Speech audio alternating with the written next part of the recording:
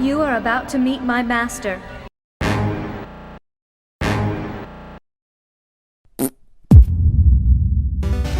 Mewtwo, a legendary Pokemon created by humans, a modification of Mew, the ancestor of all Pokemon. But how exactly was he modified from the godlike Mew, and is he actually better?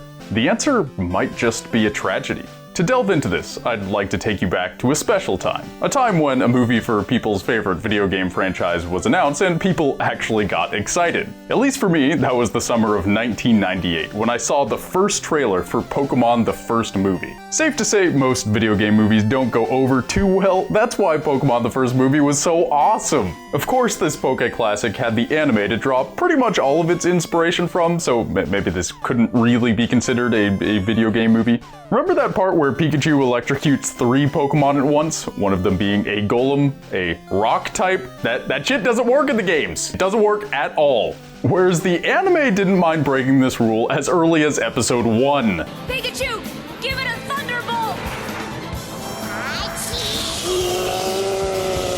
Maybe Ash's Pikachu really is just that powerful. I mean, it is impressive enough for Team Rocket to follow the gang around for the entire show, so... Anywho, when I saw the trailer for Pokemon the first movie for the first time, I pretty much died of excitement, or maybe it's more accurate to say I felt alive with excitement. My brother and I would not stop repeating the words, "This fall, training is over. The ultimate showdown is about to begin." There's something to that effect. We didn't remember the exact words for the trailer, but what we did remember was the ridiculous excitement we felt knowing that a movie for our favorite video game franchise and anime was about to hit the big screen. I was probably around 7 at the time.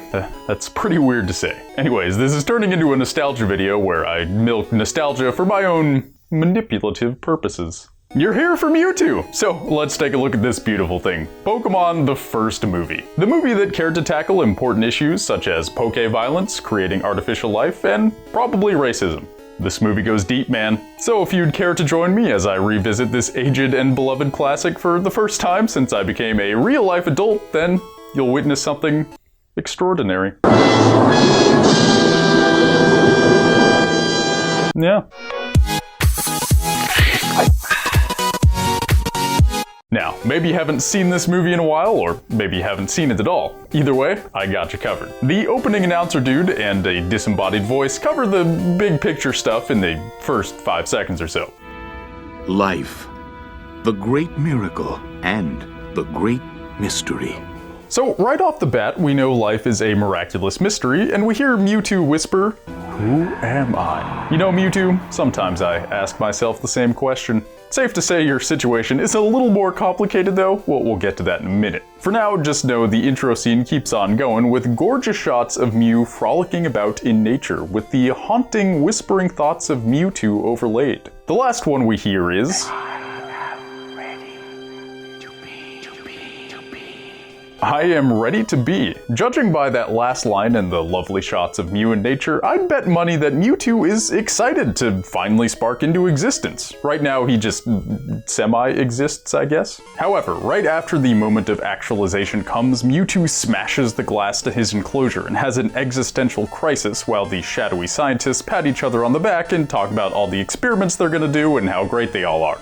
Fucking humans. In his brief encounter with the scientists, Mewtwo inquires about who he is, about what he is. The presumably head scientist explains that his name is Mewtwo, that he was cloned from Mew and given incredible improvements to his psychic abilities thanks to human ingenuity. The crazy-haired, pointy-beard man says Mewtwo is a marvelous being who is superior even to the legendary Mew. Yet, this creation feels he is just a copy. While he was excited to be, Mewtwo is only met with humans who care nothing for him and his desire for purpose. So naturally, our bioengineered compadre smashes the laboratory and completely levels this really expensive-looking Team Rocket Island headquarters. Now, don't you worry, this video isn't just gonna be summary up the wazoo. I got some points to make. For instance, what's with Brock, huh? When Ash is starving, our Pewter City companion says this. This lunch is gonna be just perfect for you, Ash. It's my lazy boy no-chew stew. No-chew stew. What kind of stew, Brock? Well, who knew the guy rocking so many rock-hard Pokemon would turn into such an anti-Semite? What's that? No chew stew. No, with the ch. Okay, so apparently Brock wasn't trying to keep the Jews out of his stew. He was, and you know, on second thought, maybe it's better to keep any people out of your stew. Keep on doing your thing, Brock. You just keep being creepy and lovable and creepy. It's all part of the brand. So then, where do we go from here? To keep things moving along, Ash gets an invitation from a Dragonite and a brief presentation from a tiny, disguised, and holographic Nurse Joy about the exciting opportunity to fight the most powerful Pokemon trainer in the world. That is to say, Mewtwo believes he is both the most powerful trainer and the most powerful Pokemon in the world. Mewtwo seems like the guy who would choose his words carefully, so it's safe to say he's a little full of himself, but who can blame him? Remember, he was cloned from the DNA of the rarest Pokemon in the world and was then told he's an improvement off of the already legendary Mew. Also, he can do groundbreaking work for an entire multinational corporation without breaking a sweat and still be bored while doing it. Also, he can control the weather and effortlessly stop a Hyper Beam from a Gyarados. You could call Mewtwo egotistical, but I'd just call you unrealistic. This Mewtwo guy is basically a god. He's as great as he thinks he is. Sort of. We'll get to the sort of part. But before we do, know this. Mewtwo, in his rage-induced jailbreak, completely leveled everything that stood on that island hidden on all sides by vast oceans. Shipping anything out here would be a nightmare, let alone a full-blown headquarters that pushes the limits of technological human ingenuity. Yet when Ash and the other trainers arrive at the location of Mewtwo's beckoning, all of it has been rebuilt not only with a laboratory capable of the same technological marvels as the one Mewtwo smashed, but with an entire castle surrounding it. And where Team Rocket, with all their resources, supplied Mewtwo with Pokeballs, Mewtwo has supplied himself with Master Balls, an endless, unstoppable swarm of them. We find out at some point in the movie that the time between the invitations being sent out and the trainers arriving is no more than a month. It's easy to take for granted that a villain needs his headquarters, and this was just the one the plot happened to supply. But the story between the lines is that Mewtwo is capable of constructing a state-of-the-art, massive, beautiful, and mysterious lair somewhere in international waters in a matter of weeks. This is a project that would take years of painstaking planning and labor, yet Mewtwo is able to will it into existence effortlessly with his natural-born powers. And he's bored. He's a god lacking a purpose, looking for something that can push back against him. That something, ironically, doesn't come from those he summoned, obviously. It comes from the only little creature that's just along for the ride. Mew. This carefree, adorable, genderless plushie is the only thing that stands between our omnipotent anthropomorphic demigod and his restless boredom. If you even take a glancing look at the fight between Mew and Mewtwo, you'll notice something interesting. Mew, despite being the non-improved version of the two, isn't struggling to keep up. In fact, check out Mew's comeback to Mewtwo's opening attack.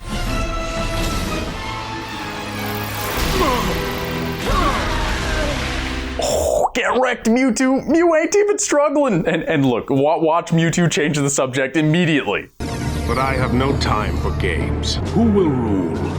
My super Pokemon? Or your pathetic group of spineless, inferior Pokemon? We were created with powers far stronger than the originals.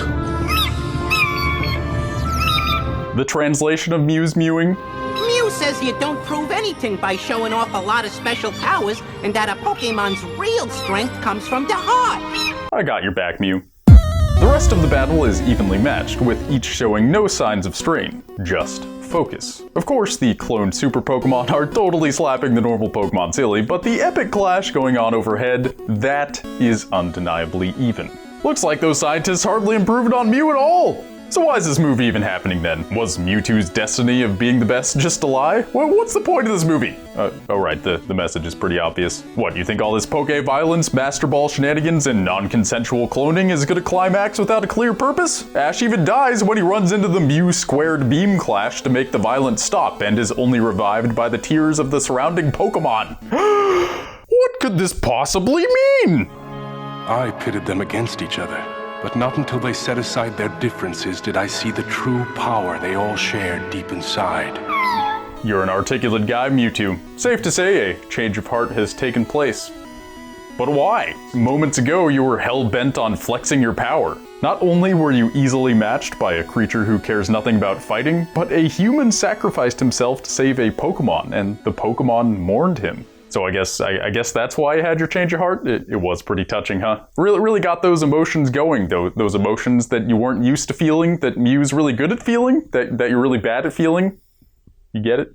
Get it, Mewtwo? Indeed, the scientists believed they'd improved upon Mew. They believed they'd given this bundle of raw emotions and power an intelligence that was unmatched, and in a way they did. Recall that Mew is the primordial Pokemon, the ancestor of every Pokemon that has ever lived. Mew is the essence of all Pokemon, you could say. Whereas Mewtwo is this same essence intertwined with the rationalizing logical mind us humans are so proud of. It's a mind that learned to artificially create Pokemon. It's a mind that longs for purpose, and that chooses to create ever more novel creations rather than play endlessly across time and space. Really, Mewtwo is Mew having an existential crisis, living the human experience with a power, potential, and intelligence that is so unmatched that it isolates him.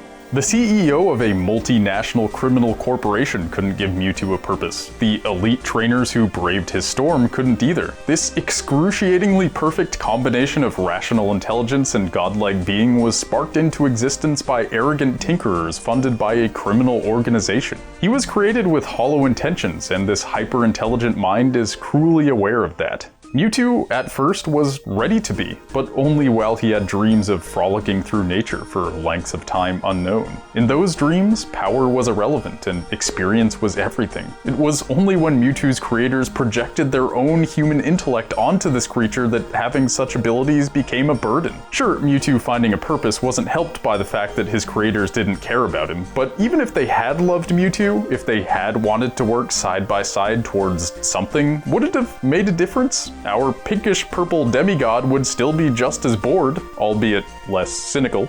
Mewtwo has experienced firsthand the love and emotional connection which breathes meaning into life, but he has yet to live in the hereafter of his revelation. While Mew's life is oozing with meaning, finding joy in even the smallest things, Mewtwo has the mind of a human, always thinking, always chattering with an internal monologue, always asking, what's next? As Mewtwo flies off into the sunset, he is happy, no doubt, but one day that doubt will return. Less so than it was before, but it will return. When?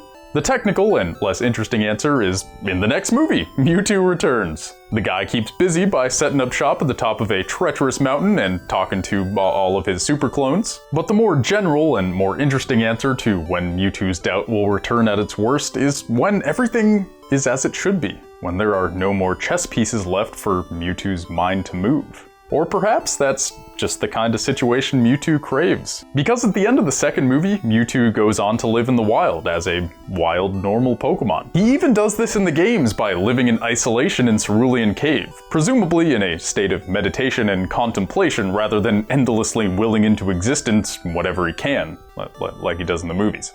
This is the tragedy of Mewtwo. He is an intellect intertwined with psychic abilities that are so powerful and incredible that he can do virtually anything. Yet he lives alone in the wild or in a cave. He knows he can reach any horizon, so why bother? All that's left to do is make peace with the ever-chattering mind he was given. And that's my take on Mewtwo, using that beautiful first movie and kind of the second one as a guide. Did you think it made sense? I think it made sense, but I already know what I think. What do you think? Also, if you liked this video, it was edited by a dude named Mikaru, and he does some great work over on his channel, breaking down the Pokemon universe in a way I didn't even know was possible. Like, seriously, this guy goes deep. You can check out his video right here. It's probably already covering my face, honestly. It'll be clickable. The most clickable. Like seriously, I'm a huge fan of this guy's content. He does a fantastic job. He's a much smaller channel, but that does not matter because his mind is large. I don't really know what that means, but check it out. I'm just killing time right here. You just click that. You just click it.